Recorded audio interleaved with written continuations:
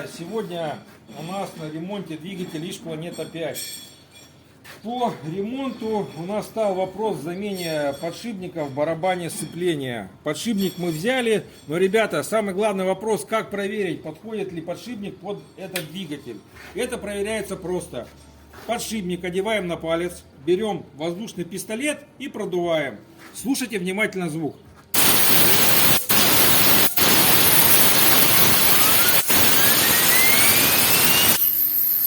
По-моему, по звуку этот подшипник подходит отлично. Ставим лайкосик.